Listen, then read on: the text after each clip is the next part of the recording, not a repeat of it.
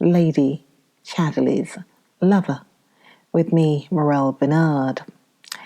I believe that the last word I said was something like, she lay there inert and was gazing up at him, thinking, stranger, stranger. She even resented him a little. He put on his coat and looked for his hat, which had fallen. Then he slung on his gun. "Come then," he said, looking down at her with those warm, peaceful sort of eyes. She rose slowly. She didn't want to go. She also rather resented staying. He helped her with her thin waterproof and saw she was tidy. Then he opened the door. The outside was quite dark. The faithful dog on the porch stood up with pleasure, seeing him. The drizzle of rain drifted greyly past upon the darkness. It was quite dark. "Ah, but get the lantern," he said. "There'll be nobody." He walked just before her in the narrow path, swinging the hurricane lamp low, revealing the wet grass, the black, shiny tree roots like snakes. One flowers. For the rest, all was grey, rain mist, and complete darkness. "The mum came to the cottage one time," he said. "Shelter? We might as well be hung for a sheep as for lamb." It puzzled her, his queer, persistent wanting her, when there was nothing between them. When he never really spoke to her, and in spite of herself, she resented the dialect. His "thou mum come" seemed not addressed to her, but some common woman. She recognized the foxglove leaves of the riding and knew more or less where they were. "It's 7:15, he said. "You'll do it." He had changed his voice, seemed to feel her distance. As they turned the last bend in the riding road towards the hazel wall and the gate, he blew out the light. "We'll see from here," he said, taking her gently by the arm. But it was difficult. The earth under their feet was a mystery, but he felt his way by tread. He was used to it. At the gate, he gave her his electric torch. "It's a bit lighter in the park," he said, "but take it for fear you'll get off the path." It was true. There seemed a ghost glimmer of greyness in the open space of the park. He suddenly drew her to him and whipped his hand under her dress again, feeling her warm body with his wet, chill hand. "I could die for the touch of a woman like thee," he said in his throat, "if that would stop another minute." She felt the sudden force of his wanting her again. "No, I must run," she said, a little wildly. "Aye," he replied, suddenly changed, letting her go. She turned away, and on the instant she turned back to him, saying, "Kiss me." He bent over her, indistinguishably, and kissed her on the left eye. She felt her mouth, and he softly kissed it, but at once drew away. He hated mouth kisses. "I'll come tomorrow," she said, drawing away, "if I can." She added, "Hey, not so late," he replied out of the darkness. Already she could not see him at all. "Good night," she said. "Good night, your ladyship," his voice. She stopped and looked back into the wet dark. She could just see the bulk of him. "Why did you say that?" she said. "Nay," he replied. "Good night then, run." She plunged on in the dark, grey, tangible night. She found the side door open and slipped into her room unseen. As she closed the door, the gong sounded. But she would take her bath all the same. She must take her bath. But I won't be late any more, she said to herself. It's too annoying. The next day she did not go to the wood. She went instead with Clifford to U8. He could occasionally go out now in the car and had got a strong young man as chauffeur who could help him out of the car if need be. He particularly wanted to see his godfather, Leslie Winter, who lived at Shipley Hall, not far from U8. Winter was an elderly gentleman now, wealthy, one of the wealthy coal owners who had their heyday in the King Edward's time. King Edward had stayed more than once at Shipley for the shooting.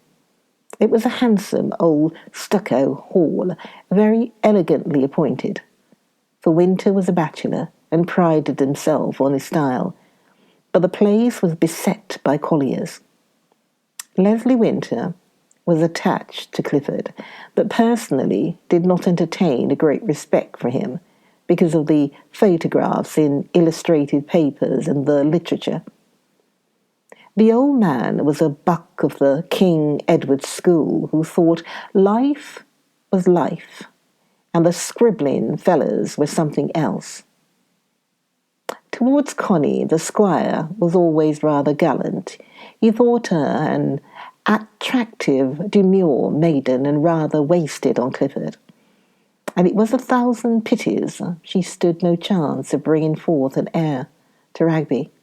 He himself had no hair. Connie wondered what he would say if he knew that Clifford's gamekeeper had been having intercourse with her, and saying to her, "The mum come to the cottage one time." He would detest and despise her, for he had come almost to hate the shoving forward of the working classes. A man of her own class he would not mind, for Connie was gifted from nature with this appearance of demure, submissive maidenliness, and perhaps it was part of her nature. Winter called her dear child, and gave her a rather lovely miniature of an 18th century lady, rather against her will. But Connie was preoccupied with her affair with the keeper. After all, Mr. Winter, who was really a gentleman and a man of the world, treated her as a person and a discriminating individual. He did not lump her together with all the rest of his female womanhood in his thee and thou. She did not go to the wood that day, nor the next, nor the day following. She did not go so long as she felt or imagined she felt the man waiting for her, wanting her. But the 4th day she was terribly unsettled and uneasy.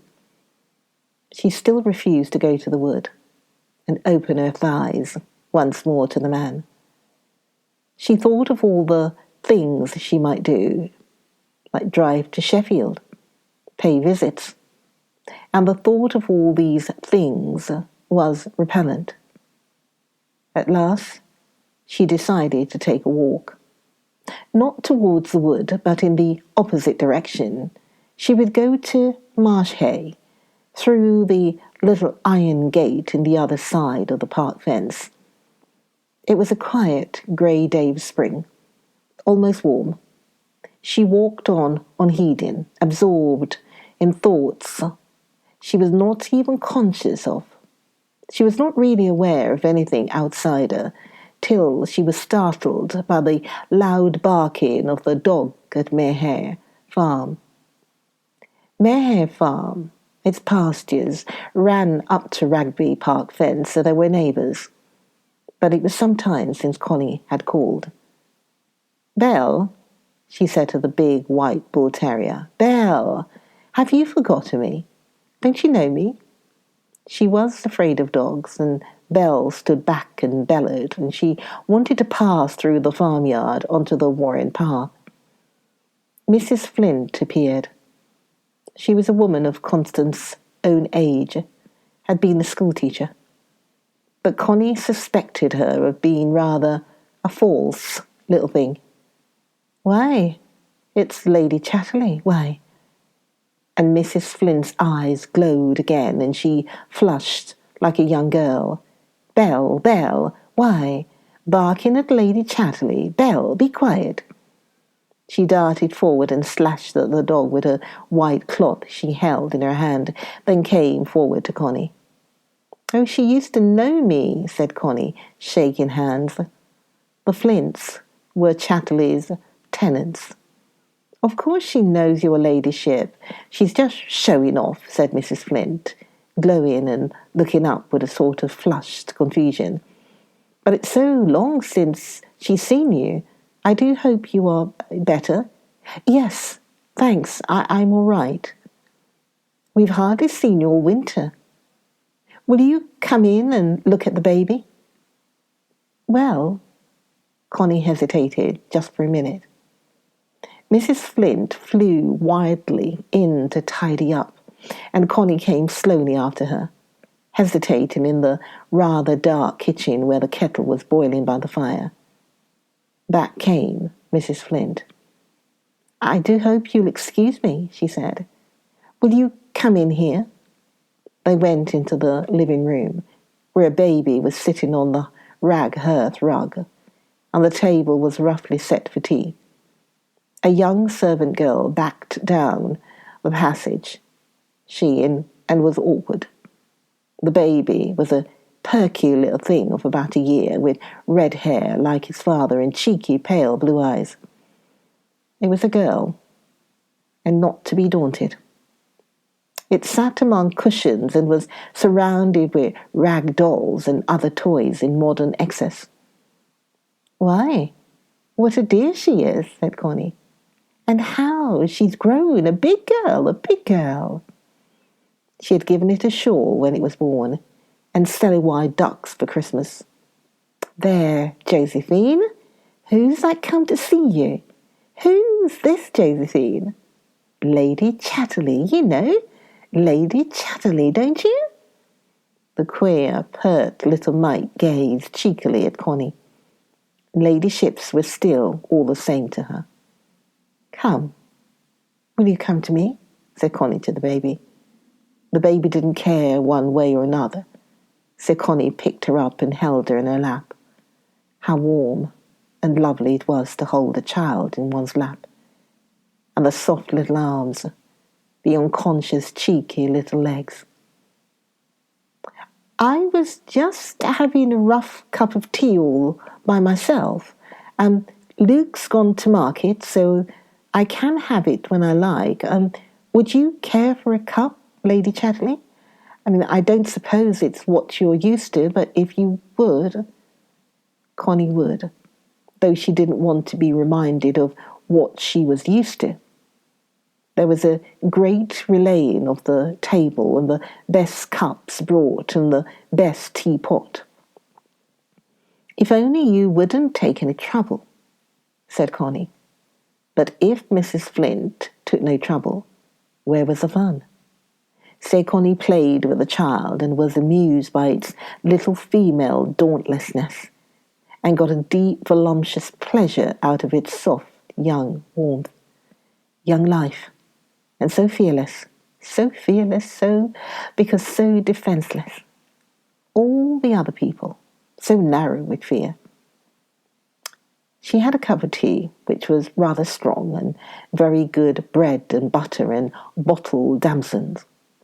Mrs. Flint flushed and glowed and bridled with excitement as if Connie were some gallant knight. And they had a real female chat, and both of them enjoyed it. "It's a poor little tea, though," said Mrs. Flint. "It's much nicer than at home," said Connie truthfully. "Oh," said Mrs. Flint, not believing, of course. But at last Connie rose. "I must go," she said. "My husband has no idea where I am. He'll be wondering all kind of things." "He'll never think you're here," laughed Mrs. Flint excitedly. "He'll be sending the cry around." "Goodbye, Josephine," said Connie, kissing the baby and ruffling its red, wispy hair. Mrs. Flint insisted on opening the locked and barred front door. Connie emerged in the farm's little front garden, shut in by a privet hedge.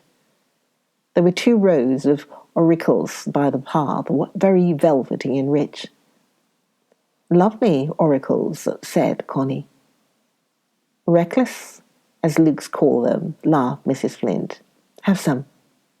And eagerly she picked the velvet and primrose flowers. "Enough, enough," said Connie. They came to the little garden gate. "Which way were you going?" asked Mrs. Flint. "By the warren."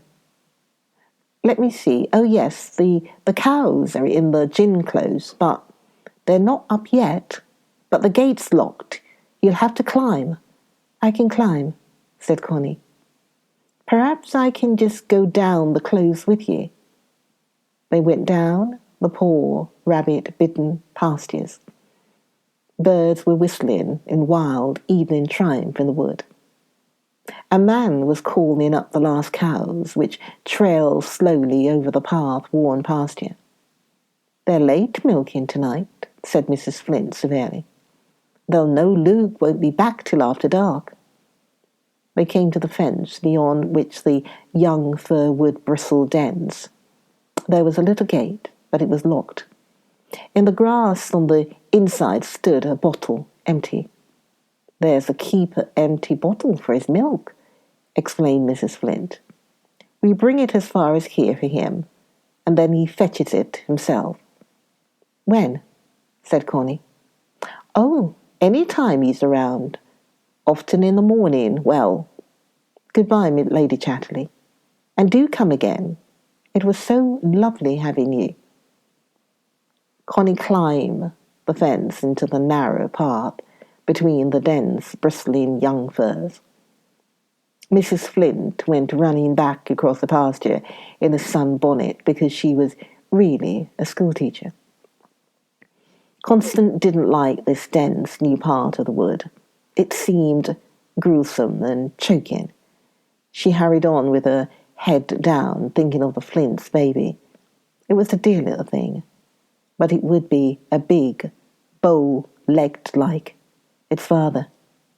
It showed already, but perhaps it would grow out of it. How warm and fulfilling somehow to have a baby, and how Mrs. Flint had showed it off. She had something anyhow that Connie hadn't got, and apparently couldn't have. Yes, Mrs. Flint had flaunted her motherhood, and Connie had been just a little bit jealous. She couldn't help it. She started out of her muse and gave a little cry of fear. A man was there. It was the keeper. He stood in the path like Balaam's ass, barring her way. "How's this?" he said in surprise. "How did you come?" she panted. "How did you? Have you been to the hut?" No, I went to Mehay." He looked at her curiously, searchingly. She hung her head a little guiltily. "And were you going to the hut now?" he asked rather sternly. "No, I mustn't. I stayed at Mehay. No one knows where I am. I'm late. I've got to run." "Giving me the slip like," he said, with a faint, ironic smile. No, not that, only." "Why, what else?" he said, and he stepped up to her and put his arms around her. She felt the front of his body terribly near to her and alive. "Oh, not now," she cried, trying to push him away. "Why not? It's only 6 o'clock. You've got half an hour." Nay, I want you." He held her fast, and she felt his urgency. Her old instinct was to fight for her freedom, but something else in her was strange and inert and heavy. His body was urgent against her, and she hadn't the heart any more to fight. He looked around. Come here. Through here," he said, looking penetratingly into the dense fir trees that were young and not more than half grown. He looked back at her. She saw his eyes, tense and brilliant, fierce, not loving. But her will had left her. A strange weight was on her limbs. She was giving way. She was giving up. He led her through the walls of prickly trees that were difficult to come through, to a place where was a little space and a pile of dead boughs. He threw one or two dry ones down, put his coat and waistcoat over them, and she had to lie down there under the boughs of the tree, like an animal, while he waited, standing there in his shirt and breeches, watching her with haunted eyes. But still he was provident. He made her lie properly, yet he broke the band of her underclothes, for she did not help him, only lay inert. You'll have to wait for the next episode of Lady Chatterley's Lover. Join me for the next video. Listen to the next video of Lady Chatterley's Lover with me, Morel Benard. I'll see you in the next video. Okay.